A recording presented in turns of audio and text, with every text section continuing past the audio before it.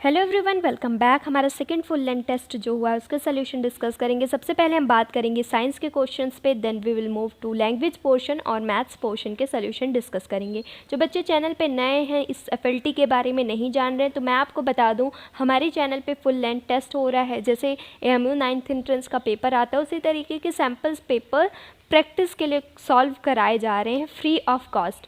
तो जो भी नए हों आप टेलीग्राम पे जुड़ जाएं, टेलीग्राम पे जाके, या फिर आप सर्च करें एंट्रेंस वॉरियर्स। अगर आप सर्च नहीं करना चाह रहे हैं तो डिस्क्रिप्शन में आपको लिंक दी गई है चैनल की, वहाँ पे जाके चैनल को ज्वाइन कर लें और बाकी इन्फॉर्मेशन, टाइम और शेड्यूल टेस्ट का सब कुछ वहाँ पे इन्फॉर्मेशन मिल जाएगी। टोटल साइंस में 30 क्वेश्चन हैं, उनको पहले डिस्कस कर लेते हैं हम। क्वेश्चन स्टार्ट है। सबसे पहला क्वेश्चन है, the process of transferring a healthy seedling from nursery to field is called. ठीक है, इस प्रोसेस को क्या कहा जाता है? जब एक आप हेल्दी सीडलिंग, एक छोटा सा पौधा ट्रांसफ़र करते हो from nursery to field, that process is known as transplanting. ये मैंने कॉन्सेप्टम से डाला है ये क्वेश्चन, और ये क्वेश्चन एनसीईआरटी में भी दिया गया है। एनसीईआरटी की बुक में आप चैप्टर नंबर 1 के पेज नंबर 5 पे जाएंगे तो यहाँ पे आप देखेंगे सीड्स ऑफ पैडी बताया जाता है इस एग्जाम्पल में कि जो पैडी होता है, धान होता है, उसके छोटे छोटे बीजों को नर्सरी से ट्रांसप्लांट किया जाता है। यहाँ पे देखोगे ट्रांसप्लांट वर्ड यूज़ किया गया, यहीं से इस प्रोसेस का नाम रखा गया transplanting.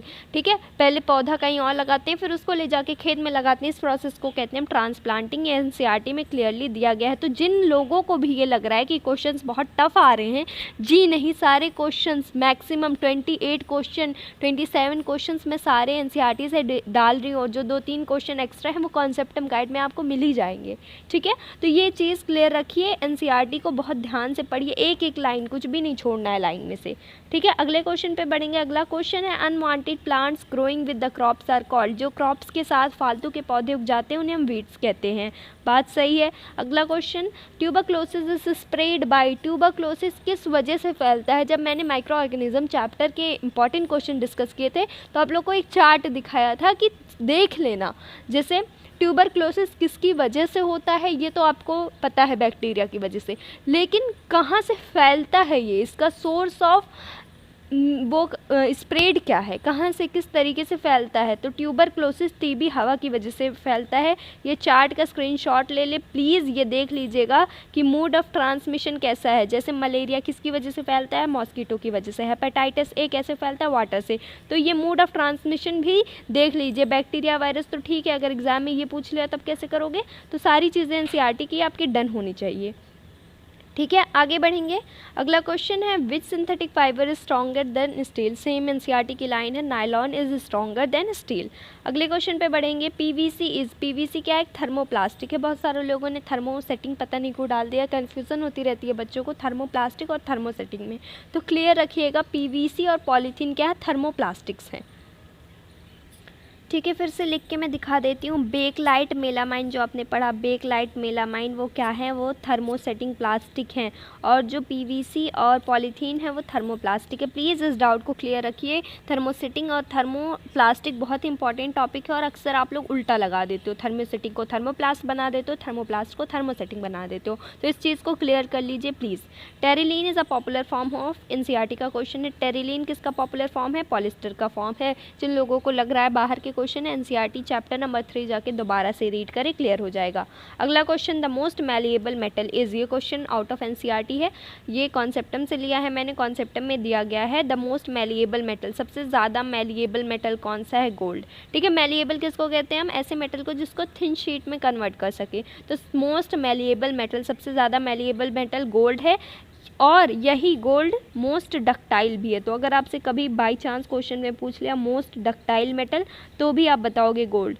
Gold is the most malleable as well as most ductile. ठीक है, next question, magnesium plus hydrochloric acid react to produce. अब थोड़ा सा दिमाग लगाना है। मैग्नीशियम क्या है? मैग्नीशियम एक मेटल है, ठीक, मेटल है। हाइड्रोक्लोरिक एसिड क्या है? हाइड्रोक्लोरिक एसिड क्या है? एसिड है ना। अब आपने कॉन्सेप्ट पढ़ा है बुक में, एनसीईआरटी में दिया गया है, मेटल जब एसिड से रिएक्ट करते हैं तो क्या फॉर्म होता है? मेटल जब एसिड से रिएक्ट होते हैं तो वहाँ पे हाइड्रोजन गैस प्रोड्यूस होती है। When metal reacts with acid hydrogen gas is produce. बात समझ में आई? अगले क्वेश्चन पे बढ़ेंगे। यहाँ पे कोई भी इस तरीके का क्वेश्चन दे दिया, जैसे मैग्नीशियम की जगह चलो कुछ और मेटल ले लेते हैं, आयरन लिखा है, आयरन का रिएक्शन करवाना है HCl से, तब भी हाइड्रोजन गैस ही प्रोड्यूस होगा। कोई भी मेटल का नाम दिया रहे और एसिड से रिएक्ट करेगा तो कौन सा गैस प्रोड्यूस होगा, हाइड्रोजन गैस। बात समझ में आ गई। अगले क्वेश्चन पे बढ़ेंगे। Naphthalene balls use to repel moth and insect is derive from. जो नेप्थलीन बॉल का इस्तेमाल करते हैं कीड़े मकोड़ों को भगाने के लिए हम, वो किससे बनते हैं, कोल तार से बनते हैं। आपके बुक में क्लियरली दिया गया है naphthalene balls are obtained from coal tar. अगला क्वेश्चन है identify the gas that is generally produced when coal is burned in presence of lot of air. ठीक है, कुछ लोगों ने कार्बन मोनोऑक्साइड पे बहुत प्राउडली लगा रखा है। क्वेश्चन तो ध्यान से पढ़ो, जानबूझ के मैंने ऐसा क्वेश्चन डाला। When coal is burned in presence of, लिखा है प्रेजेंस में, ये नहीं लिखा नॉट इन प्रेजेंस। ठीक है, कह रहा बहुत सारे एयर के प्रेजेंस में जब कोल जलता है तो कार्बन डाइऑक्साइड ही प्रोड्यूस होता है। अगर आपसे यहाँ लिखा रहता when coal is not burned in presence of air, जब हवा की प्रेजेंस नहीं रहती है, थोड़ी हवा होती है, ज़्यादा एयर नहीं होता, तब कार्बन मोनोऑक्साइड प्रोड्यूस होता है। जब अ लॉट ऑफ एयर मौजूद है तो कार्बन डाइऑक्साइड ही होगा, नॉर्मल कंबसन ही होगा वहाँ पे। ठीक है, अगले क्वेश्चन पे बढ़ेंगे। The amount of heat energy produced on complete combustion of dash fuel is called. इस कैलोरीफिक वैल्यू, कैलोरीफिक वैल्यू क्या होती है, 1 किलोग्राम फ्यूल जलाने पे जो एनर्जी प्रोड्यूस होती है उसी को हम कैलोरीफिक वैल्यू कहते हैं। तो 1 kg हमें लगाना था। सिंपल सी कैलोरीफिक वैल्यू की डेफिनेशन अगर आपको याद है, आपको पता है, तो आप क्लियरली आसानी से इस क्वेश्चन को कर लोगे। अगला क्वेश्चन है a person cot fire on cloths is wrapped with blanket because, कह रहा अगर किसी आदमी, किसी इंसान के कपड़े पे आग लग गई हो तो उसको ब्लैंकेट से लपेट देते हैं। ऐसा क्यों है, ऐसा इसलिए ताकि एयर की सप्लाई को रिड्यूस किया जा सके। जब कंबल उसके ऊपर लपेट दिया जाएगा तो उसके पास एयर नहीं पहुंच रहा उसकी बॉडी पे, और आपको पता है एयर की वजह से आग और भड़कती है, तो इसलिए हम कंबल लपेटते हैं कि एयर की सप्लाई कम हो जाए, रिड्यूस हो जाए और आग बुझाई जा सके। ठीक है, to reduce air supply and put fire off. अगले क्वेश्चन पे बढ़ेंगे। Part of earth which supports life where living being exist. Biosphere, जहाँ पे लाइफ होती है, जिस पार्ट में अर्थ की, उसको बायोस्फीयर कहा जाता है। अगला क्वेश्चन है हमारा projection of different length protruding out of body of amoeba is called. Amoeba के बॉडी से जो डिफरेंट प्रोजेक्शन निकले होते हैं उसे हम क्या कहते हैं, उसे कहते हैं स्यूडोपोडिया, जिसको स्यूडोपोडिया को फॉल्स फीट के नाम से भी जाना जाता है। सब एनसीईआरटी के ही क्वेश्चंस हैं। ठीक, तो एनसीईआरटी ध्यान से रीड करिए, मैं बार बार रिपीट करती हूँ। साइंस की एनसीईआरटी का एक एक लाइन चाट लीजिए आप। ठीक है, चाटने का सेंस है बैठ के बुक खोल के चाटने मत लगना। आई मीन उसके एक एक लाइन क्लियर का होनी चाहिए, एग्जाम्पल हो, इमेज हो, कुछ भी दिया हो, आप बहुत माइन्यूट डिटेल्स उसकी सारी आपके ब्रेन में स्टोर होनी चाहिए। अगले क्वेश्चन पे जाएंगे। Which organelle is called suicide bag of the cell. Suicide bag, cell का सुसाइड बैग कौन होता है, लाइसोसोम होता है। हम डिस्कस कर चुके हैं इंपॉर्टेंट क्वेश्चन सीरीज़ में। ठीक है, आगे बढ़ेंगे। अगला क्वेश्चन है internal fertilisation doesn't occur in. Internal fertilisation कहाँ नहीं होता, हमने डिस्कस किया था फिश और फ्रॉग। फिश और फ्रॉग में इंटरनल फर्टिलाइजेशन नहीं होता, तो क्या लगाएंगे, फिश। आगे बढ़ेंगे। The female gamete produced by ovary. Female gamete का नाम क्या है, ओवम, ओवम या एग। ठीक है, फीमेल गैमीट का नाम ओवम और एग होता है, और उसे कौन प्रोड्यूस करता है, ओवेरी करता है। Production of thyroxine requires. Thyroxine hormone के प्रोडक्शन में किसकी ज़रूरत होती है, आयोडीन की, डिस्कस कर चुके हैं हम। और आयोडीन की कमी से कौन सी बीमारी हो जाती है, ग्वाइटर। जब प्रोडक्शन थायरॉक्सिन हार्मोन का सही से नहीं होता आयोडीन की कमी की वजह से, तो गाइटर बीमारी हो जाती है लोगों में। अगला question, the pressure which is exerted by air around us is known as. जो एयर की वजह से प्रेशर एक्सर्ट होता है, एयर की वजह से, एटमॉस्फेयर की वजह से, जो एयर क्या है, एटमॉस्फेयर क्या है, एयर ही है। ठीक है, तो उसकी वजह से जो प्रेशर एक्सर्ट होता है उसे हम एटमॉस्फेरिक प्रेशर कहते हैं। तो यहाँ पे एयर की जगह अगर एटमॉस्फेयर दिया है तो आप एटमॉस्फेरिक प्रेशर, या फिर एयर दिया है तब भी एटमॉस्फेरिक प्रेशर, बिकॉज एटमॉस्फेयर क्या है, वो एयर से ही बना हुआ है। अ spring balance is used for measuring. आपकी बुक में दिया गया है स्प्रिंग बैलेंस के बारे में, लेकिन वहाँ क्लियरली नहीं लिखा गया। मैं आपको बता रही हूँ, स्प्रिंग बैलेंस का यूज़ हम वेट मेज़र करने के लिए करते हैं। अगर ऑप्शन में आपको वेट दिया हुआ है तो वेट लगा दें। अगर बाय चांस ऑप्शन में वेट नहीं दिया है, ठीक है, वेट नहीं है, इसकी जगह मास है तो मास पे भी कर देना। ठीक है, लेकिन अगर वेट दिया हुआ है तो वेट पे ही क्लिक करोगे। स्प्रिंग बैलेंस का यूज़ हम वेट मेज़र करने के लिए करते हैं। ठीक, आपकी बुक में दिया गया है स्प्रिंग बैलेंस के बारे में। एक बार जाके चैप्टर 12 फ्रिक्शन में दिया गया है, पढ़ लीजिएगा। What is spring balance? Spring balance का यूज़ हम वेट मेज़र करने के लिए करते हैं, या फिर कितना फोर्स किस ऑब्जेक्ट पे है, ठीक है, amount of force object hold, उसके लिए भी हम स्प्रिंग बैलेंस का इस्तेमाल करते हैं। अगला क्वेश्चन है, if we apply oil on door hinge the friction will. अगर हम जो हमारे दरवाजे होते हैं उसमें ऑयल लगाएं, ठीक है, उसकी जो कुंडी जिसे कहते हैं, अगर वहाँ पे हम लैच हो, कुंडी हो, जो भी लगा हुआ हो, अगर वहाँ पे हम ऑयल अप्लाई करते हैं तो क्या होगा, फ्रिक्शन पे क्या असर पड़ेगा? आपको थोड़ा सा भी याद हो, चैप्टर थोड़ा सा भी ध्यान से पढ़ा होगा तो आपको पता है ये ऑयल, ग्रीस, ये सारे क्या होते हैं, लिब्रिकेंट्स होते हैं। इनका काम क्या है? इनका काम है फ्रिक्शन को डिक्रीज़ करना, ठीक है। जब हमारे दरवाजे सही से नहीं खुल रहे होते हैं, कभी कभी देखना दरवाज़ों से चू चू की आवाज़ आती है काफ़ी टाइम से, जब वो यूज़ नहीं होते तो हम उसमें ऑयल लगा के आसानी से फ्रिक्शन को रिड्यूस करते हैं और दरवाजे आसानी से ओपन क्लोज होने लगते हैं, ठीक है। तो फ्रिक्शन ऑयल का काम है फ्रिक्शन को डिक्रीज़ करना, नॉट इंक्रीज़ करना। एक बार चैप्टर जाके डिटेल में फिर से पढ़ लीजिएगा। अगला क्वेश्चन है, above dash decibel the sound becomes physically painful. कह रहा है इतने डेसिबल से ऊपर की आवाज़ फिज़िकली पेनफुल हो जाती है। 80 डेसिबल, एनसीईआरटी पे लिखा गया कि 80 डेसिबल के अबव जो साउंड होता है वो फिज़िकली पेनफुल होता है, हमारे कानों में उससे दर्द होने लगता है। तो अबव 80 डेसिबल, ठीक है। अगले क्वेश्चन पे बढ़ेंगे, द नंबर ऑफ ऑसिलेशंस पर सेकेंड इज़ कॉल्ड।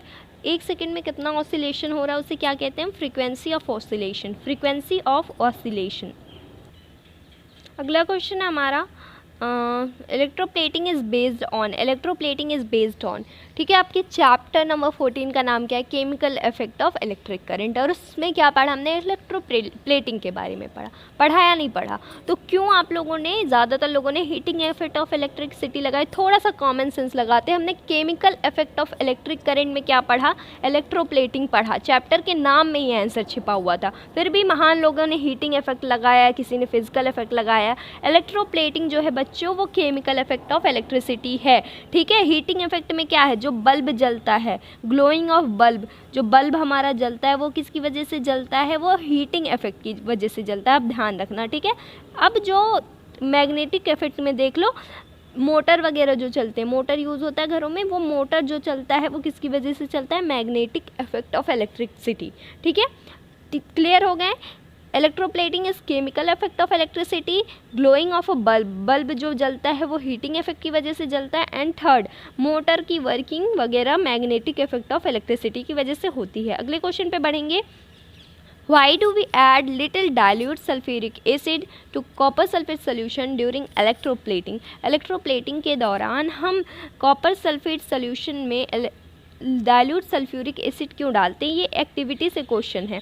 ये क्वेश्चन कहाँ से? एक्टिविटी से है क्वेश्चन। एक एक्टिविटी दी गई है आपके बुक में जहाँ पे इलेक्ट्रोप्लेटिंग का प्रोसेस दिया गया है, तो वहाँ पे बोला जाता है सल्फ्यूरिक एसिड डालने के लिए कॉपर सल्फेट सोल्यूशन में। ऐसा इसलिए बोला जाता है ताकि कंडक्टिविटी को इंक्रीज़ किया जा सके, ठीक है। कंडक्टिविटी, जो करंट जा रहा है वो आसानी से कंडक्ट हो जाए, उसको कोई हिंड्रेंस ना आए। सो सल्फ्यूरिक एसिड का हम इस्तेमाल कर रहे हैं कंडक्टिविटी को बढ़ाने के लिए। इसके अलावा लेमन जूस वगैरह का भी इस्तेमाल कर दिया जाता है कंडक्टिविटी बढ़ाने के लिए। अब ध्यान रखना सल्फ्यूरिक एसिड का इस्तेमाल क्यों कर रहे हैं? टू इंक्रीज कंडक्टिंग, ठीक है। आगे बढ़ेंगे, अगला क्वेश्चन है the process of transfer of charges from a charge object to earth, ठीक है। जो चार्ज ऑब्जेक्ट से अर्थ में चार्जेस ट्रांसफ़र होते हैं उसे क्या कहते हैं? उसे कहते हैं अर्थिंग। बुक में दिया गया है क्लियरली। और ये क्वेश्चन जितने भी मैं मॉक में दे रही हूँ प्लीज़ इन सबको प्रिपेयर कर लीजिएगा। ये जो मॉक्स हो रहे हैं आपके, 2 मॉक्स ऑलरेडी हो चुके हैं, तीसरी मॉक है ये, तो ये क्वेश्चन आपने प्रिपेयर करना है ताकि बाई चांस अगर एग्ज़ाम में इनमें से कोई भी क्वेश्चन आता है तो आप ये गलत करके ना हो। ये बस प्रैक्टिस चल रही है आपकी कि एटलीस्ट आपके हर मॉक में 30 क्वेश्चन प्रिपेयर हो जाएंगे। तो सारे क्वेश्चन जो आते हैं उनको प्रिपेयर कर लिया करें।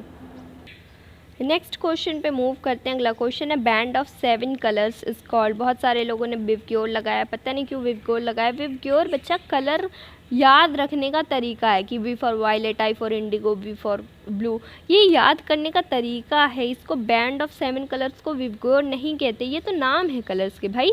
एक शॉर्टकट लोगों ने ढूंढ लिया है कि हाँ ऐसे याद रख लेंगे तो आसान रहेगा। Band of 7 colours is called spectrum. आपकी कॉन्सेप्टम गाइड में ये क्वेश्चन दिया गया है, तो 7 कलर्स के बैंड को स्पेक्ट्रम कहा जाता है। गाइड के क्वेश्चन भी सॉल्व करते रहिए प्लीज़। इन सब से पता चलता है कि आप क्वेश्चन नहीं सॉल्व कर रहे हो गाइड के, ये छोटे छोटे क्वेश्चन छूट रहे हैं आपकी। कोशिश करें फालतू टाइम रहे तो बैठ के गाइड के क्वेश्चन सॉल्व कर लिया करें एमसीक्यू, ठीक है, प्रैक्टिस होती रहेगी उससे। तो band of 7 colours is called spectrum not VIBGYOR.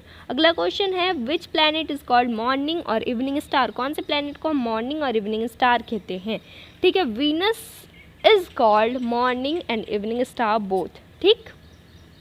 चलिए अगले क्वेश्चन पे बढ़ते हैं। अगला क्वेश्चन है हमारा, और गैलेक्सीज नोन एज, हमारी गैलेक्सी का क्या नाम है। हमारी गैलेक्सी का नाम है मिल्की वे गैलेक्सी, है ना। अगला क्वेश्चन है the phenomena of marble cancer is due to. Marble cancer किसकी वजह से होता है। मार्बल कैंसर क्या है, डिस्कस किया है हमने कि मार्बल कैंसर एक ऐसा फिनोमेना है जिसमें मार्बल्स येलो कलर के होने लगते हैं धीरे धीरे। जैसे ताजमहल है हमारा, तो उसका कलर चेंज हो रहा है, वो येलोइश हो रहा है। किसकी वजह से हो रहा है, मार्बल कैंसर की वजह से। और मार्बल कैंसर क्यों होता है, एसिड रेन की वजह से, ठीक है। बात समझ में आई, मार्बल कैंसर एसिड की वजह से होता है। अब इंग्लिश के क्वेश्चन डिस्कस कर लेते हैं। Dash shall I fear but the ones who hurt me, ठीक है। यहाँ पे हम क्या यूज़ करेंगे, whom shall I fear but the ones who hurt me. देखो हु लगा हुआ है, इंसान की बात की जा रही है, एक हु लगा हुआ है, तो हम यहाँ पे हुम लगा देंगे। Whom shall I fear but the ones who hurt me. मुझे किससे डरना चाहिए, उनसे डरना चाहिए जिन्होंने मुझे हर्ट किया है, ठीक है। तो हुम शैल आई फियर। अगले क्वेश्चन पे बढ़ेंगे। Near the historic monument there is a bridge. Bridge के साथ हमेशा ओवर प्रपोजिशन यूज़ होता है, तो ब्रिज वाला आए, कोई भी रिवर दिया रहे तो आप ओवर लगा लोगे, ठीक है। Over the river, over the Ganga, ठीक है। कोई भी ब्रिज बना हुआ है, नीचे नदी है, तो आप ओवर का इस्तेमाल कर लेते हो। अगले क्वेश्चन पे बढ़ेंगे। Anna and Tania went shopping but they couldn't find. Anya और तानिया शॉपिंग है, लेकिन उन्हें जो चाहिए था, उन्हें जो पसंद है वो उन्हें नहीं मिला, तो दे couldn't find anything they liked, ठीक है, एनीथिंग दे लाइक्ड। आगे बढ़ेंगे अगले क्वेश्चन पे। Nuclear energy is dangerous to be wide use. यहाँ पे बहुत सारे बच्चे कंफ्यूज हो गए, सो लगाया है, बहुत सारे लोगों ने सो लगाया है। सो कब यूज़ करते, टू कब यूज़ करते। देखो जब भी सो और टू, सॉरी शो निकल रहा है मेरे में से, सो और टू जो दोनों वर्ड्स हैं, दोनों का मतलब है ज़्यादा अमाउंट में, मतलब हम कहते हैं बहुत ज़्यादा ख़तरनाक है, बहुत ज़्यादा सुंदर है, तो ये बहुत के लिए इस्तेमाल होता है सो और टू। लेकिन डिफरेंस कहाँ है इन दोनों में, टू का इस्तेमाल हम नेगेटिवली करते हैं, मतलब नेगेटिव चीज़ें दिखाने के लिए, ठीक है, और सो का इस्तेमाल पॉजिटिव चीज़ों को दिखाने के लिए। जैसे यू सो ब्यूटीफुल, तुम बहुत खूबसूरत हो, क्या कह रहे हैं, पॉजिटिवली बोल रहे हैं, तो हम सो लगा लेंगे, ठीक है। यहाँ पे बोला जा रहा है nuclear energy is too dangerous, बहुत ख़तरनाक है। ख़तरनाक क्या होता है, नेगेटिवली है, तो इसके लिए हम टू का इस्तेमाल कर लेते हैं। इसी तरीके से अगले क्वेश्चन पे बढ़ेंगे। सो आई होप समझ में आ गया होगा। आगे बढ़ेंगे, अगला क्वेश्चन है I enjoy dash tennis. I enjoy playing tennis. यहाँ पे ऑप्शन नंबर सी सही रहेगा, I enjoy playing tennis. Next question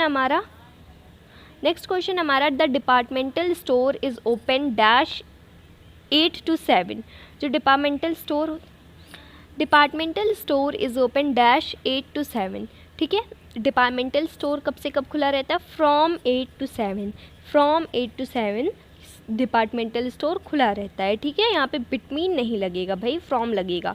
आगे बढ़ेंगे। You can go neither by train. ये तो बहुत ईजी सा क्वेश्चन है, नीदर के साथ हम क्या लगाते हैं, nor. You can go neither by train nor by bus, ठीक है। ऑप्शन नंबर बी, नाइदर के साथ नॉर का कॉम्बिनेशन लगाया जाता है, ठीक है। देखो मैं बता देती हूँ, आइदर लिखा होता है, आइदर के साथ और का कॉम्बिनेशन होता है, नाइदर के साथ नॉर का कॉम्बिनेशन होता है। अगले क्वेश्चन पे बढ़ेंगे। The government has not approve the construction. Government ने कंस्ट्रक्शन अप्रूव नहीं किया, इनडायरेक्ट में इसको बनाना है, तो हम क्या करेंगे, द कंस्ट्रक्शन को पहले ले आएंगे। हैज़ नॉट बीन, हैज़ है तो बीन लगा देंगे, has not been approved by government, ठीक है। जिन लोगों ने नहीं पढ़ रखा है, मैंने एक्टिव स्पेसिफाई पढ़ा रखा है, ग्रामर की प्लेलिस्ट दी गई है डिस्क्रिप्शन में, सारे सब्जेक्ट की प्लेलिस्ट दी गई है। मैंने साइंस, हिंदी, उर्दू, थोड़े थोड़े ग्रामर के वीडियोस बचे हुए हैं, बट थोड़ा पढ़ा रखा, तो कुछ वीडियोस आप जाके देख सकते हैं। सबकी प्लेलिस्ट डिस्क्रिप्शन बॉक्स में दी गई है आपको। अगले क्वेश्चन पे बढ़ेंगे।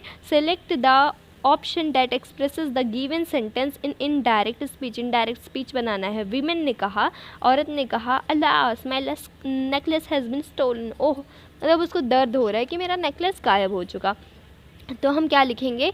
देखो यहाँ पे दो ऑप्शंस में बच्चे कंफ्यूज होंगे। पहला ऑप्शन था the women exclaimed with sorrow. ठीक है, यहाँ तक तो सही है ये बात।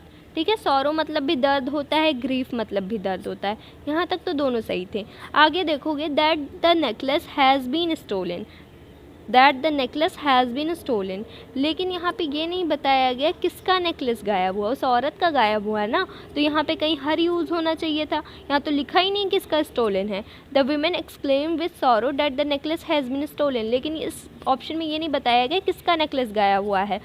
औरत का नेकलेस गायब हुआ है, वो कैसे पता चलेगा? That her necklace has been stolen, उस औरत का नेकलेस, उसका नेकलेस गायब हुआ है। तो इसलिए ऑप्शन नंबर सी यहाँ पे करेक्ट है। जिन्होंने फर्स्ट लगाया, बात समझ में आई? यहाँ पे कहीं भी पता नहीं चल रहा है कि किसका नेकलेस गायब हुआ है, बस कह दिया गया कि नेकलेस गायब हुआ, पड़ोसी का गायब हुआ, अम्मा को गायब हुआ, अब्बा का गायब हुआ, कुछ भी क्लियर नहीं है। ठीक है, लेकिन यहाँ पे बता रहा है कि हाँ उसका नेकलेस गायब हुआ, हर जो औरत दर्द से करा रही है नेकलेस की वजह से। ठीक है, ऐसे ही बोल दिया मैंने, दर्द से नहीं करा रही होगी वो। Antonym of abolish. एबॉलिश मतलब होता है ख़त्म होना, एबॉलिश मतलब ख़त्म होना। ठीक है, इस्टेब्लिश, इसका एंटोनिम उल्टा क्या होगा? इस्टेब्लिश करना, किसी चीज़ को ख़त्म करना और किसी चीज़ को लगाना, इस्टेब्लिश करना। रही बात सिनोनिम एंटोनिम की, तो ये डेली प्रैक्टिस से होंगे भाई। कॉन्सेप्ट में जितने दिए हैं पहले वो याद कर लो। किसी के पास सफ़ीकुर रहमान गाइड है तो उससे याद कर लो, जितने भी पहले गाइड में दिए हैं सारे याद कर लो। और गूगल है, गूगल पे जाके सर्च करेंगे इंपॉर्टेंट सिनोनिम एंटोनिम, बहुत सारे पीडीएफ मिल जाएंगे, उसमें से याद करते रहिए डेली 10, 15, 20। ठीक है, ऐसा नहीं है कि मैं एक दिन में वीडियो ले आऊँगी एंटोनिम सिनोनिम की तो एक दिन में याद कर लोगे आप। इसके लिए आपको डेली याद करना पड़ेगा, और इसका कोई तरीका नहीं है कि हाँ इंपॉर्टेंट क्या है, इंपॉर्टेंट क्या है, किसी को नहीं पता होता इंपॉर्टेंट क्या है। तो आपको जितने ज़्यादा वर्ड्स रहेंगे उतना बेटर रहेगा। गूगल पे एमसीक्यू सॉल्व किया करिए, सिनोनिम एंटोनिम से लेके कोई पीडीएफ हो उसको पढ़ा करिए। ठीक है, आगे बढ़ेंगे। Synonym of despair. डिस्पेयर मतलब होता है डिप्रेशन टाइप का। ठीक है, सैड, डिप्रेशन, इस सब तरीके का डिस्पेयर का मतलब होता है। तो सिनोनिम बताना, मिजरी। मिजरी मतलब भी नेगेटिव सेंस में है, ये भी सैड को शो कर रहा है, तो मिजरी। बाकी जितने भी वर्ड्स हैं ये क्या शो कर रहे हैं? हैप्पीनेस शो कर रहे हैं, खुशियाँ शो कर रहे हैं, लेकिन मिजरी जो है वो डिस्पेयर के सिनोनिम है। ठीक है, अगले क्वेश्चन पे बढ़ेंगे। Antonym of sympathy is. Sympathy का एंटोनिम क्या? एंटीपैथी है। लोगों ने टेंडर पैथी मार रखा है, अल्लाह जाने क्यों। एंटीपैथी होता है सिनोनिम का उल्टा। ठीक है, सिंपैथी का एंटोनिम एंटीपैथी। फूल कौन सा संज्ञा है? फूल जातिवाचक संज्ञा है। फूल का नाम नहीं दिया गया कि गुलाब, कमल, फूल बस बोल दिया गया। तो फूल में तो कोई सा भी फूल हो सकता है, फूल पूरी जाति को दिखा रहा है, तो ये जातिवाचक संज्ञा है। अगला क्वेश्चन, वह कुल्हाड़ी से वृक्ष काटता है, इसमें से क्या है? पता नहीं क्यों ज़्यादातर बच्चों ने यहाँ पे अपदान कारक लगाया से वर्ड देख के। एक चीज़ याद है आपको, करड़ से अपदान से, करड़ में भी से है, करड़ की भी विभक्ति चिन्ह से है। ठीक है, और अपदान की भी विभक्ति चिन्ह से है। डिफरेंस कहाँ है दोनों में? मैम डिफरेंस है बच्चा से, रुको मैं लिख दूँ पहले, अपदान भी से है। डिफरेंस कहाँ है? अपदान वाला से तब हम यूज़ करते हैं जब कोई चीज़ किसी से अलग हो, कोई चीज़ किसी से अलग हो। जैसे पेड़ से पत्ते गिरे, तो ये पेड़ रहा हमारा, ठीक है, यहाँ से पत्ते गिर रहे हैं, ये पत्ते गिर रहे हैं, तो ये पत्ते क्या है? पेड़ से अलग हो रहे हैं, तो हम बोलते हैं पेड़ से पत्ते गिरे। जब कोई चीज़ किसी चीज़ से अलग हो तब हम से का इस्तेमाल करते हैं। इसी तरीके से बच्चे को माँ बाप से दूर ले जाया गया, माँ बाप और बच्चे के बीच में क्या हो रहा है? दूरी पैदा हो रही है, एक दूसरे से दूर जा रहे हैं, तो वो अपदान कारक वहाँ पे से का इस्तेमाल हम करेंगे। और करड़ कारक जो है, ये कारण हो गया, करड़ कारक वाला जो से है इसका इस्तेमाल हम कब करते हैं? जब किसी के द्वारा हम काम करते हैं, से के द्वारा।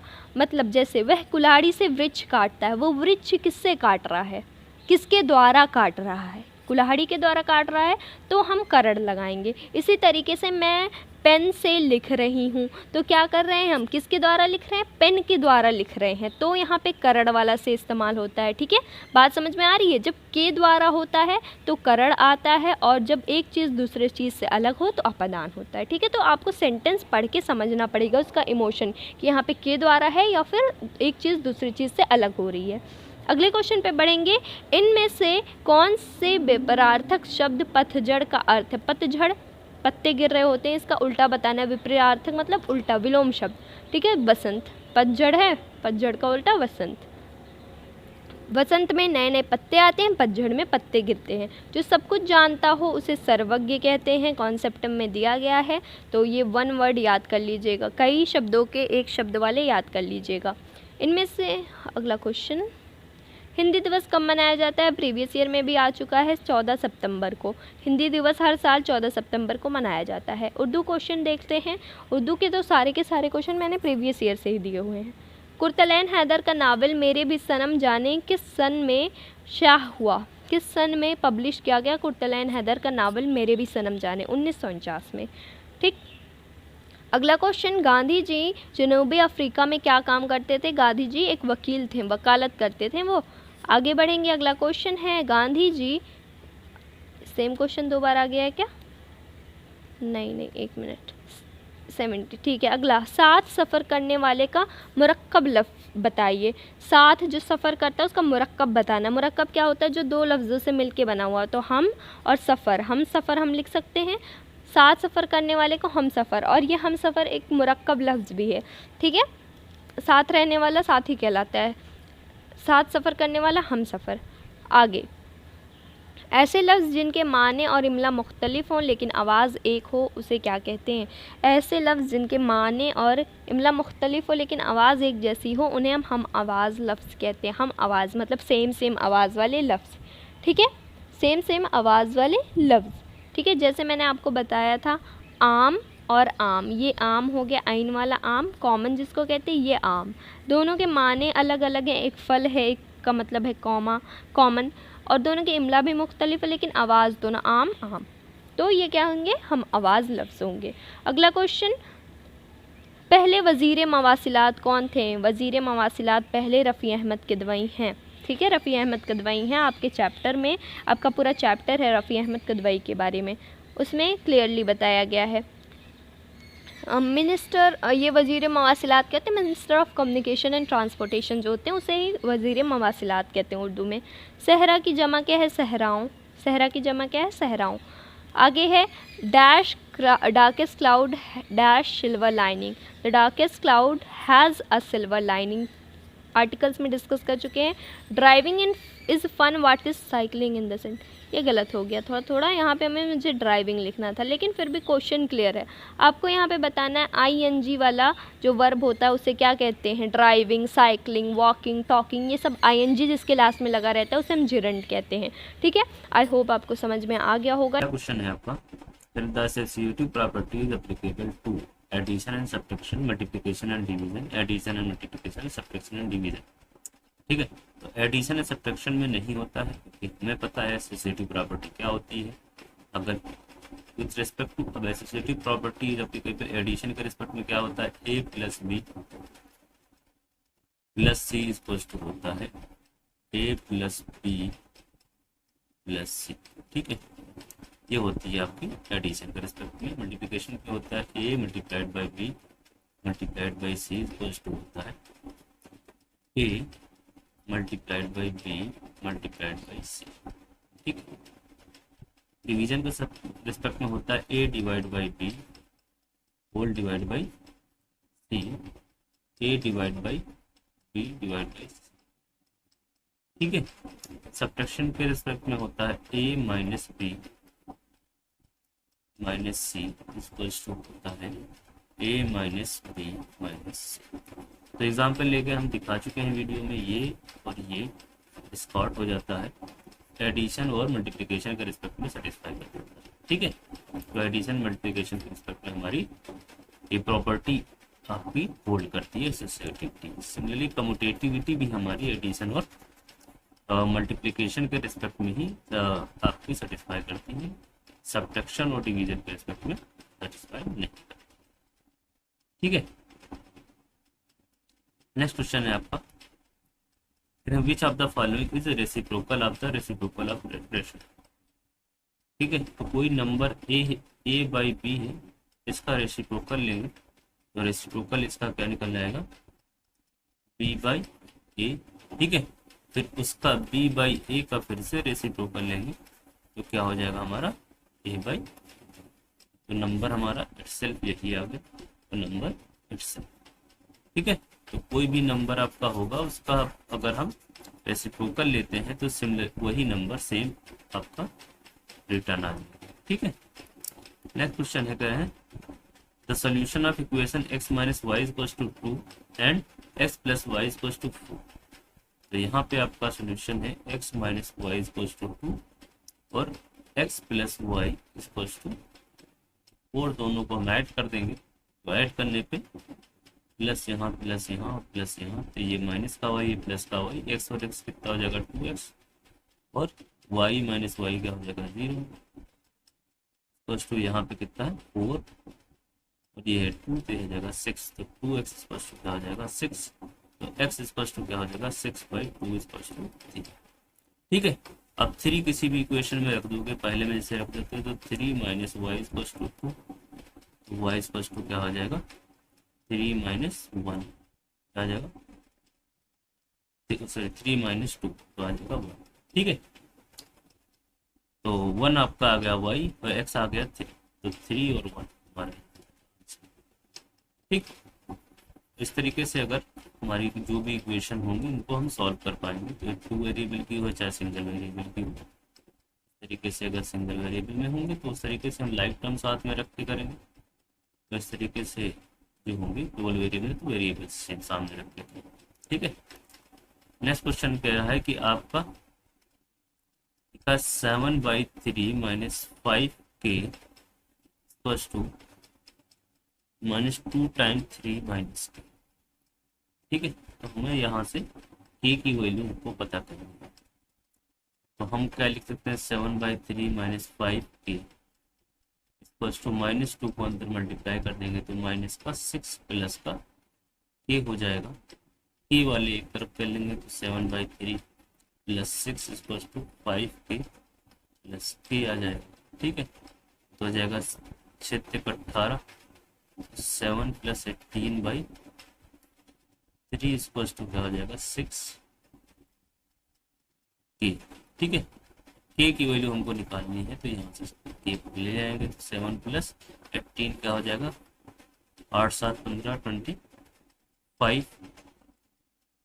ठीक है, 25 बाई क्या है आपका 3 है, तो ये 6 3 जा 18 हो जाएगा, 25/18 हमारा हो जाएगा आंसर। कुछ गलती तो नहीं कर रहे हैं, एक सेकंड देख लें।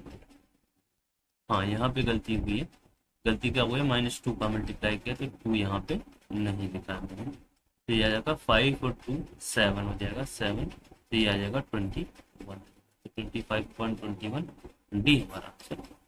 ठीक है, चलते हैं नेक्स्ट क्वेश्चन की तरफ। नेक्स्ट क्वेश्चन है, कह रहे हैं इसका प्राइम फैक्टर लिख लें, तो हमारा जो नंबर है 3 2 3 4, तो लास्ट में 4 है, ये 2 से कैंसिल हो जाएगा, डिवाइड हो जाएगा, फिर आ जाएगा 2 1 2।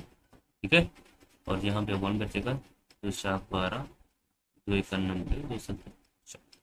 ठीक है, तो अब क्या है ये देख लो, 3 से हमारा कट रहा है कि नहीं कट रहा, 3 बचे 15 15, यहाँ पे क्या बचेगा 1, तो 11 हो जाएगा, 3 3 9 2 बचेगा, 3 9 27, तो 3 से कट जाएगा, तो 3 5 जा 15, तो 3 3 जा 9 9 और 2 क्या हो जाएगा 11, तो 27 3 9 27। ठीक है, फिर से देखते हैं 3 से कटेगा कि नहीं कटेगा, 3 1 जा 3, और यहाँ पे 23, तो 30 3 से 21, तो 2 बजेगा 29 नहीं कटेगा, 7 से 7 7 चौक 28, 7 6 42, 7 से 49। ठीक है, और 4 बचेगा 49, तो 7 से कट जाएगा, 7 7 से 49। ठीक है, और यहाँ पे 49 और 4 53, तो तो 49 ये भी हो जाएगा और 7 7 7 49, तो ये हो जाएगा 7 × 7 7 × 7। तो आपके जो फैक्टर्स हो जाएंगे 2 multiplied by 3 multiplied by 7 multiplied by 7 multiplied by 11, ठीक है। तो जो प्राइम फैक्टर्स होंगे ये होंगे 2 3 7 11, ठीक है।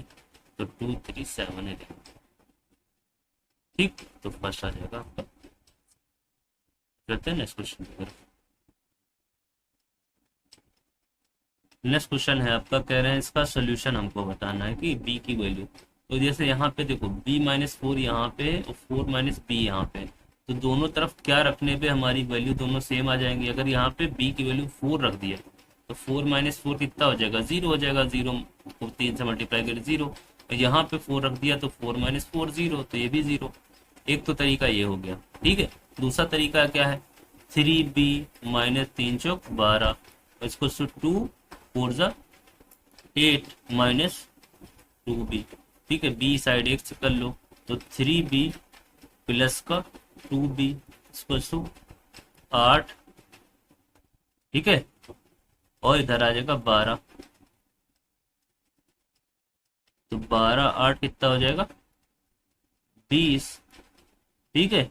और ये हो जाएगा 5b, तो b की वैल्यू क्या हो जाएगी 20/5 इक्वल्स टू 2, ठीक है। तो एक तरीका ये हो गया, ठीक है। तो अगर कुछ इस तरीके के क्वेश्चन हो तो कभी कभार ऑप्शन से वैल्यू रख के देख भी लिया करो, जिससे सोल्यूशन नहीं करना पड़े, ठीक है। ये शॉर्टकट हो जाता है, थोड़ा आसान हो जाता है, ठीक है। चलते हैं नेक्स्ट क्वेश्चन की तरफ। नेक्स्ट क्वेश्चन है, कह रहे हैं इन दोनों को ऐड करना है। तो इन दोनों को ऐड आप बड़ी बात ही जानते होंगे, 0.454 है और ये 0.666, तो 6 4 10 के 0 हो जाएगा, 6 5 11 1 12 के 2, ठीक है। और 6 4 10 और एक यहाँ से आएगा 11 और एक यहाँ हो जाएगा, तो 11 के 11, तो यहाँ पे एक अंक के बाद डेसिमल लग जाएगा, ठीक है। तो ये हो जाएगा 1.12, ठीक। तो हमारा ये आंसर हो जाएगा 1.1, ठीक। नेक्स्ट चलते हैं।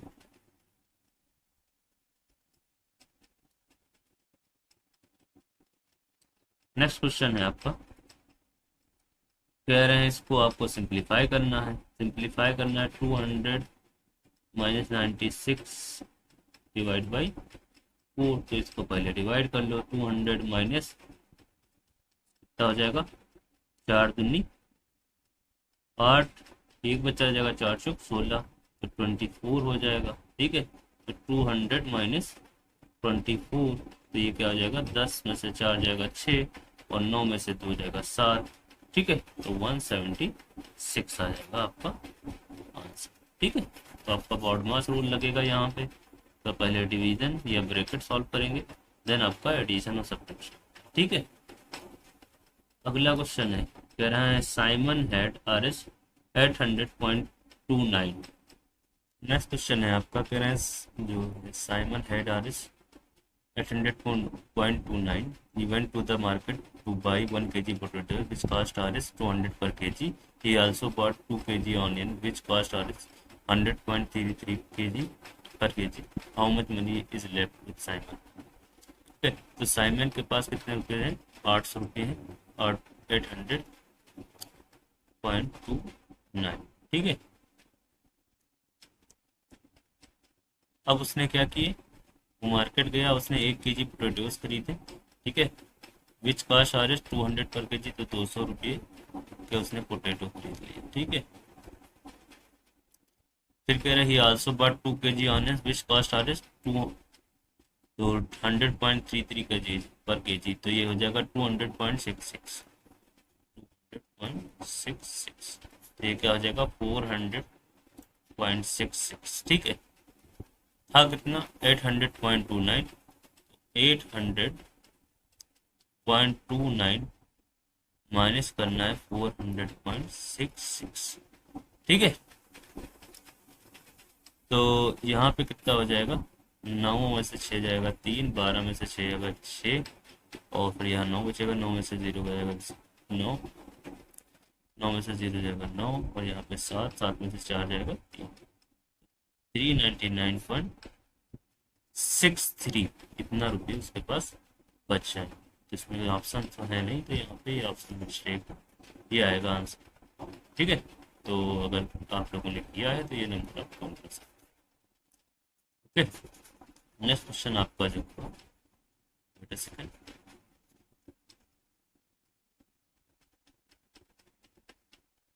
नेक्स्ट क्वेश्चन है आपका, कहना है perimeter of equilateral triangle. Equilateral triangle का पेरीमीटर क्या होता है? तीनों साइडों का सम जो होता है वही क्या होता है?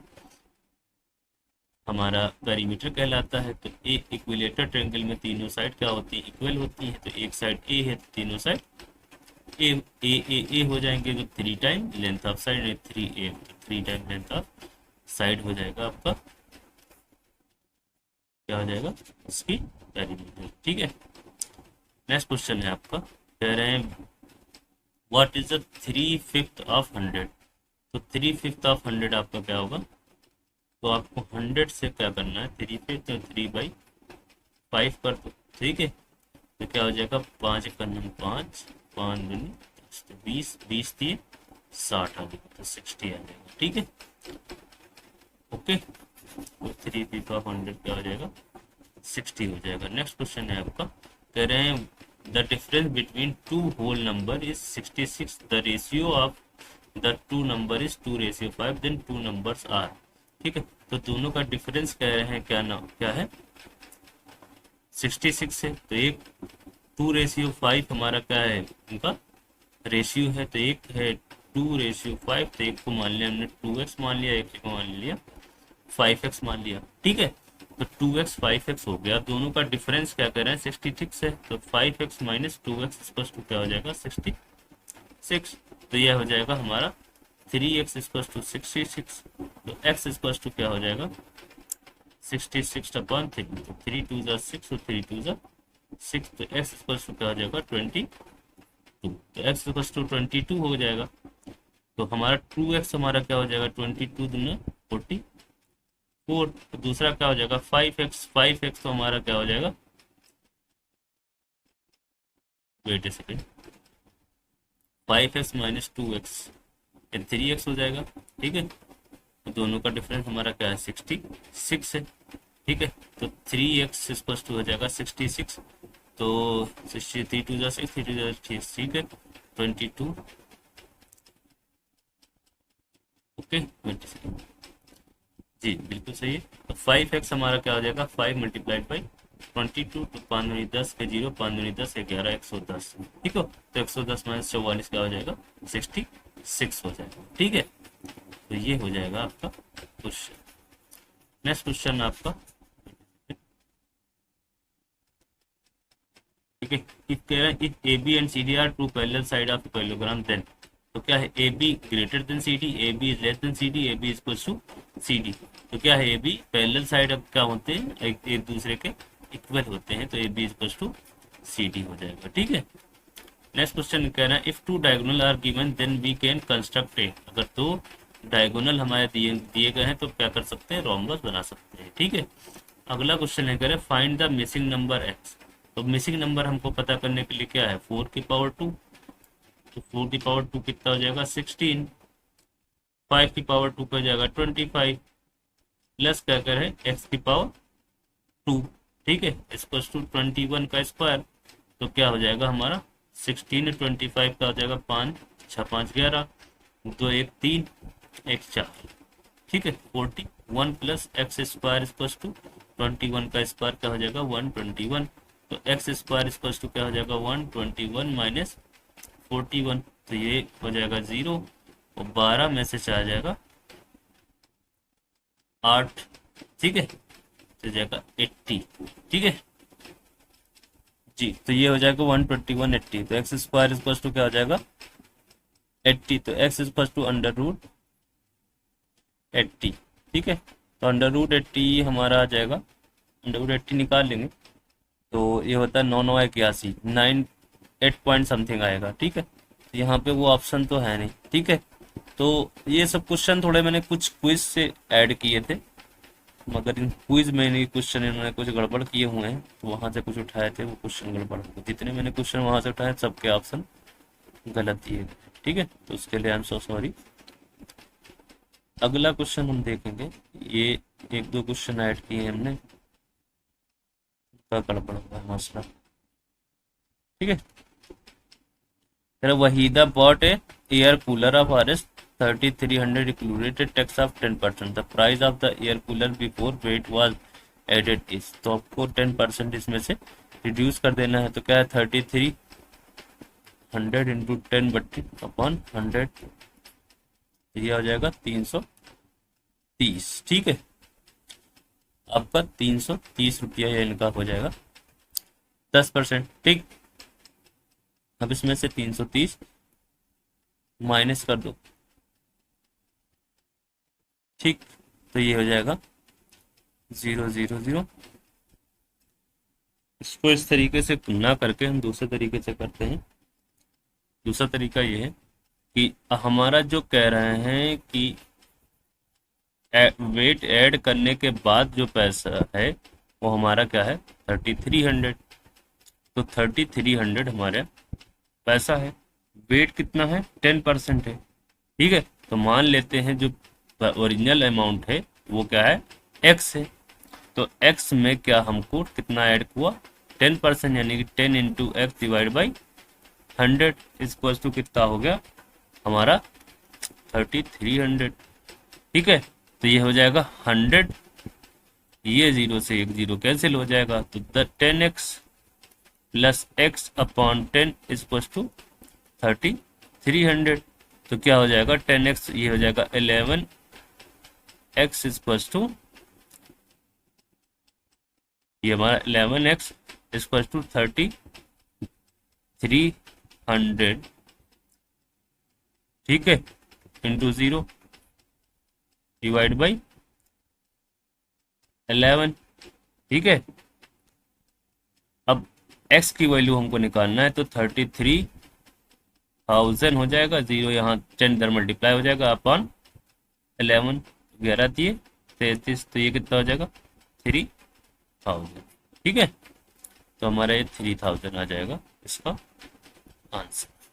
ओके, अब चलते हैं, हमारा एक क्वेश्चन जो उससे पहले हमने कराया था उसमें थोड़ी सी मिस्टेक हमने कर दी मेरी की तरफ से, क्वेश्चन में शायद मिस्टेक नहीं है, दिमाग मेरा थोड़ा भी वक्त थोड़ा अलग चल रहा था। क्वेश्चन है 4 का स्क्वायर प्लस 5 का स्क्वायर प्लस x का स्क्वायर इक्वल टू 21 का स्क्वायर, तो 4 का स्क्वायर 16 प्लस 5 का स्क्वायर 25 प्लस x का स्क्वायर इक्वल टू 21 का स्क्वायर, तो 21 का क्या हो जाएगा स्क्वायर, ये हमारा 21 1 1 1 2 जा 2 2 1 जा 2 2 2 जा 4 1 4 4 441 हो जाएगा। ठीक है, तो एक्स स्क्वायर इक्वल टू 441। ठीक, तो ये हो जाएगा 41 equal plus X square equal to 441, तो एक्स स्क्वायर इक्वल टू क्या हो जाएगा 441 माइनस 41, तो ये हो जाएगा 400। ठीक है, तो एक्स स्क्वायर इक्वल टू 400, तो ये हो जाएगा एक्स स्क्वायर इक्वल टू 20 का स्क्वायर, तो स्क्वायर से स्क्वायर हट जाएगा, तो एक्स इक्वल टू क्या हो जाएगा 20। ठीक है, तो ये हो जाएगा आंसर। ओके, तो अब चलते हैं नेक्स्ट क्वेश्चन की तरफ। नेक्स्ट क्वेश्चन कह रहा है which of the following are like term, तो लाइक टर्म वो टर्म होते हैं जिसमें वेरिएबल सेम होते हैं, तो ये एक्स वाई, इसमें एक्स है इसमें वाई है, इसमें तो वेरिएबल है नहीं, इसमें एक्स वाई है, तो ये हो जाएगा लाइक टर्म। ठीक है, नेक्स्ट क्वेश्चन है कह रहे हैं in the base of prism is a polygon of n side, then which of the following is the number of faces of the prism. ठीक है, तो इसका आंसर हो जाएगा आपका n+2। ठीक है, कितने प्रिज्म होते हैं और उससे कितने फेसेस ऑफ प्रिज्म होते हैं n+2। जैसे हम क्या करें, एग्जाम्पल कर लेते हैं, एक ट्रेंगुलर प्रिज्म ले लें। ठीक है, तो उसका बेस कितना हो जाए ट्रायंगल हो जाएगा और टोटल फेसेस क्या हो जाएंगे 5। ठीक है, ट्रायंगुलर प्रिज्म कैसा होता है, ऐसे टाइप से होता है, इसमें हमारा बेस होता है यहाँ पे। ठीक है, तो हमारे टोटल कितना है, n+2 हमने फेसेस कहा, तो n+2 है 3 + 2 = 5। इसके फेसेस 1 2 3 4 5, ठीक है, टोटल 5 फेसेस हो गए, 3 + 2। ओके,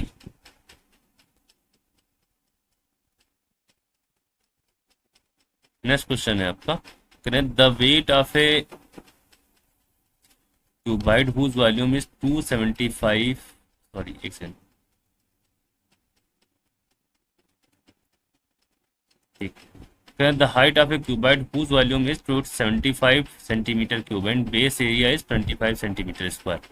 तो हमारा 275 सेंटीमीटर क्यूब है उसका वॉल्यूम, तो वॉल्यूम क्या होता है हमका, साइड का क्यूब होता है, ठीक। The height of a cuboid whose volume is 275 centimetre cube in base area is 25 centimetre square. तो यहाँ से हमको बेस एरिया पता है, तो बेस एरिया क्या होता है, तो नीचे वाले का एरिया होता है, नीचे वाले का एरिया है 5 है, 25 सेंटीमीटर स्क्वायर है, तो हमारा ये हमारा एक स्क्वायर होता है, ठीक है, स्क्वायर होता है जो क्यूब बनता है, तो यहाँ पे स्क्वायर क्या होगा, साइड का स्क्वायर, तो साइड का स्क्वायर यानी कि 25 का स्क्वायर, तो ये लिख सकते हैं, ओह 25 ये है, ठीक, तो 5 का स्क्वायर इक्वल्स टू साइड का स्क्वायर लिख सकते हैं, तो साइड इक्वल्स टू क्या हो जाएगी 5, ठीक। तो अब उसकी साइड 5 हो गई यहां से, सो सॉरी अगेन मिस्टेक, चाहते ही मिस्टेक हो रही मुझसे, मिस्टेक यहाँ पे क्या है, कह रहे हैं the height of a cuboid, हम क्यूब लेके चल दिए, ठीक है, कह रहे height of cuboid whose volume is 275 centimetre cube. तो क्यूबाइड का वॉल्यूम क्या होता है, length into breadth into height, ठीक है। अब उसका बेस एरिया क्या है, बेस एरिया हमारा जो होता है उसमें क्या होता है, लेंथ इंटू ब्रेथ होती है, ठीक है, लेंथ और ब्रेथ होती है, हाइट तो होती नहीं है, तो ये लेंथ ये है ब्रेथ, ठीक है। तो अगर हम क्या करें, इसको हम डिवाइड भी कर दें, length into breadth into height divide by क्या करें, लेंथ इंटू ब्रेथ, तो ये कितना है हमारा, इसकी 275, और ये कितना है हमारा यहाँ से 25, तो लेंथ इंटू ब्रेथ से लेंथ इंटू ब्रेथ कैंसिल, तो हाइट इक्वल टू हो जाएगा 275/25, ठीक है। तो यहाँ पर 25 × 25 2 है, ठीक है, तो यहाँ पे 7 था 5 अब, ठीक है, 25 × 25 तो 2, यहाँ पे 0, और यहाँ पे 2 बच गया, तो यह 25 पे से हो गया, तो 25 × 25 तो कितना हो जाएगा 11 सेंटीमीटर, ठीक है। नेक्स्ट क्वेश्चन है, the base area of right circular cylinder is 16 pi centimetre cube, it's height is 5 centimetre, it's curve surface area is.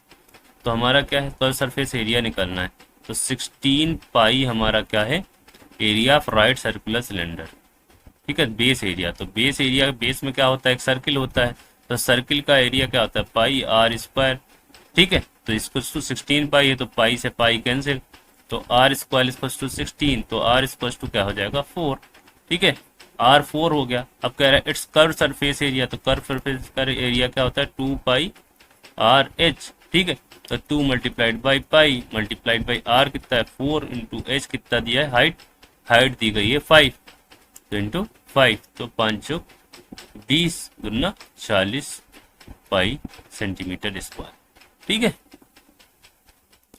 Next question कह रहा है 2 का स्क्वायर प्लस 3 का स्क्वायर प्लस 4 का स्क्वायर की पावर 0, समथिंग की power 0 value 1 होती है हमेशा, ठीक है, अंदर कोई सॉल्व करने की जरूरत है ही नहीं, किसी की भी पावर, टोटल की पावर 0 है तो उसकी वैल्यू हमेशा 1 होती है। Which of the following is the value of m, value of m हमको निकालना है, तो यह 6 की पावर m अपॉन 6 की पावर -3 है, इक्वल टू 6 की पावर 5 है, तो ये हो जाएगा 6 की पावर, यहाँ से -3 ऊपर जाएगा प्लस में हो जाएगा, तो m + 3 इक्वल टू 6 की पावर 5। अब दोनों के बेस सेम है तो हमारी एक्सपोनेंट्स भी सेम हो जाएंगे, तो m + 3 इक्वल टू 5, तो m इक्वल टू हो जाएगा 5 - 3 इक्वल टू 2, ठीक है। नेक्स्ट क्वेश्चन है, करें x directly proportional to y and x1 is equal to 5, y1 is equal to 210, x2 is equal to 5, then find y2। तो directly proportional में हमने बताया है कि x1 upon y1 is equal to क्या होता है, x2 अपॉन y2 होता है। तो x1 क्या है हमारा 5 है, y1 कितना है 210, x2 हमारा क्या है 2, y2 हमारा क्या है हमारा निकालना है। तो y2 हमको यहाँ पे पहुंचा दे, x2 यहाँ पे रख दो, तो ये क्या हो जाएगा 5 into y2 upon 210 equals to 2। इससे कैंसिल हो जाएगा, 5 1 जा 5 और ये कितना हो जाएगा 5 दूनी 10, 5 चौक 20 और 5 दूनी 10 42। y इक्वल्स टू क्या हो जाएगा 2 मल्टीप्लाइड बाई 42, तो क्या हो जाएगा ये 34। ठीक है, नेक्स्ट क्वेश्चन है, कह रहे हैं a car takes 18 hours to ride 720 kilometre, time taken by the car to the travel 360 kilometre is. ठीक है, तो अब यहाँ पे है सीधी सीधी बात कि कह रहा है 18 आवर्स है 720 मिनट, तो हमारा टाइम 360 किलोमीटर है, तो डिस्टेंस कम होगी तो टाइम भी कम हो जाएगा, डायरेक्टली प्रोपोर्शनल है। तो x1 upon y1 equal to क्या हो जाएगा x2 अपॉन y2। ठीक है, तो 18 अपॉन क्या हो जाएगा 720 इक्वल टू x2 अपॉन कितना है 360। ठीक है, ये जीरो से ये जीरो कैंसिल, 36 दिन क्या होता है 72। ठीक है, और 2 है ये 18 है, तो 2 9 18, तो x2 इक्वल टू कितना हो जाएगा 9 आवर। ठीक, क्वेश्चन है, कह रहे हैं the factors of X Y Z are, तो एक्स वाई और जेड है। ठीक है, तो एक्स वाई जेड तीनों फैक्टर हैं, तो ऑल ऑफ द एबोव। ठीक है, नेक्स्ट क्वेश्चन कह रहे हैं the common factor of a cube b square and a की पावर 4b। ठीक है, तो इसको a multiplied by a multiplied by a into b multiplied by b। ठीक है, यहाँ पे क्या है a multiplied by a multiplied by a multiplied by a multiplied by b। ठीक है, तो कॉमन 3 यहाँ से 3 यहाँ पे कॉमन है। ठीक है, एक ये ठीक, एक भी। ठीक, तो ये क्या हो जाएगा a क्यूब यहाँ से दोनों कॉमन आ जाएगा और b कॉमन आ जाएगा, तो a क्यूब b। ठीक है, बाकी यहाँ पे एक b एक्स्ट्रा यहाँ पे है और एक एक्स्ट्रा यहाँ पे है, तो उससे कोई लेना देना है। ठीक, अब चलते हैं नेक्स्ट क्वेश्चन की तरफ। नेक्स्ट क्वेश्चन कह रहा है the point -2, 5 is nearer to. ठीक है, तो हम इसको प्लॉट कर लें। सबसे पहले यहाँ पे 1 है, यहाँ पे 2 है, यहाँ पे -1 है, यहाँ पे -2 है, तो -2, यहाँ पे 1, यहाँ पे 2, यहाँ पे 3, यहाँ पे 4, यहाँ पे 5। ठीक है, ये 5 है, तो इसके सामने क्या हो जाएगा ये 5 और ये -2, ये आ जाएगा -2, 5। तो हमारा एक्स एक्सिस से कितनी डिस्टेंस पे 5 डिस्टेंस है, वाई एक्सिस पे कितनी डिस्टेंस पे 2 डिस्टेंस पे है, तो नियरेस्ट किसके होगी हमारी वाई एक्सिस। ठीक है, ओरिजिन से भी काफी दूर होगी। ठीक है, नेक्स्ट क्वेश्चन है 0, y are the coordinate of a point lying on which of the following. ठीक है, तो ये हमको सीधी पता है, ये क्या होती है एक्स एक्सिस होती है, इसके पूरे कोऑर्डिनेट्स क्या होते हैं x, 0, और ये होती है y एक्सिस, तो ये इसके कोऑर्डिनेट क्या होते हैं y, 0। तो ये क्या है 0, y। तो कह रहा है 0, y are the coordinate of point lying on which of the following axis. तो ये कौन सी एक्सिस पे होगा y एक्सिस पे पूरा होगा 0, y। ठीक, नेक्स्ट क्वेश्चन कह रहा है x27 हमारा डिविजिबल बाय क्या है 9 है, देन वैल्यू ऑफ x। तो x27 डिविजिबल बाय 9 है, तो उनका सम भी डिविजिबल बाय 9 होगा, तो x + 2 + 7। ठीक है, डिविजिबल बाय 9, तो क्या हो जाएगा 7 2 9, तो x + 9 डिविजिबल बाय 9, तो इसमें क्या रख सकते हैं 8 रखेंगे, 8 9 8 17 नहीं डिवाइड होगा, 7 रखेंगे तब भी नहीं डिवाइड, 6 रखेंगे तब भी डिवाइड नहीं होगा, 9 रखेंगे तो 18 हो जाएगा, 9 से डिवाइड हो जाएगा, तो 9 इज द ऑप्शन। ठीक, अब नेक्स्ट क्वेश्चन कह रहे हैं if m is a number such that m is divided by 5 gives a remainder 1, then which of the following is the 1st digit of m। ठीक है, अब m कह रहा है डिवाइडेड बाई 5 है और रिमाइंडर दे रहा है 1, तो m हम कैसा लिख सकते हैं BQ + R से लिख सकते हैं, तो R हमारा रिमाइंडर, B हमारा क्वेश्चन मतलब, तो ये और ये होना डिवाइजर होता है, तो 5 × Q + R = 1 है, R की रिमाइंडर 1 है, तो इसको लिख सकते हैं 5 इंटू क्यू प्लस 1। तो क्या है, ये 5 से डिवाइड कर रहे हैं, ठीक है। तो 5 से जो डिवाइड करते हैं उनकी लास्ट डिजिट में क्या हो जाता है, तो 0 होता है या क्या होता है हमारा 5 होता है। तो 0 अगर 0 होगा तो डिवाइड हो जाएगा, ठीक है। तो क्या होगा, तो रिमाइंडर 1 आएगा, तो 1 होगा तो यहाँ पे एक रिमाइंडर आ जाएगा। सिमिलरली 5 होगा तो डिवाइड हो जाएगा, ठीक है। 1 रिमाइंडर लाना है तो यहाँ पे 6 होगा तो एक रिमाइंडर आएगा, ठीक है। जैसे 6 को 5 से डिवाइड करेंगे तो रिमाइंडर 1 बचेगा, 21 को 5 से डिवाइड करेंगे रिमाइंडर 1 बचेगा, ठीक है।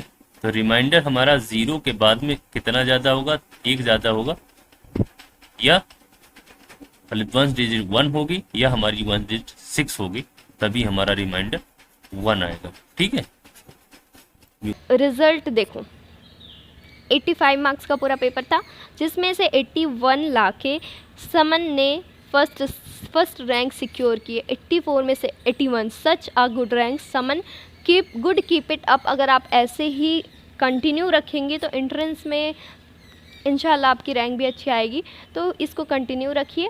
आगे है साजिद, जिनके 79 मार्क्स आए हैं और इन्होंने सेकंड रैंक सिक्योर की है। फिर है रेयान फरीदी, जिन्होंने 77 मार्क्स लाके थर्ड रैंक सिक्योर किया। बाकी बच्चों के रिज़ल्ट मार्क्स मैं आपको ग्रुप पे सेंड कर दूंगी और आप लोग अपने अपने मार्क्स देख लीजिए। जिन बच्चों के कम आ रहे हैं प्लीज़ इम्प्रूव करें अपने आप को। कितने ही दिन बचे एंट्रेंस में, आप लोग सीरियस होना ही नहीं है। आप लोगों को पता नहीं क्या समझ रहे हो कि एम ही हो जाता है एंट्रेंस। थोड़ा इम्प्रूव करो।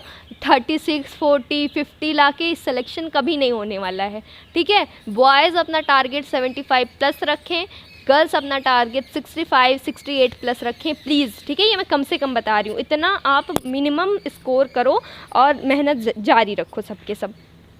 All the very best, thank you everyone. मिलते हैं नेक्स्ट वीडियो में। और आपका नेक्स्ट मॉक कब है, कल है, ठीक है, 26 को।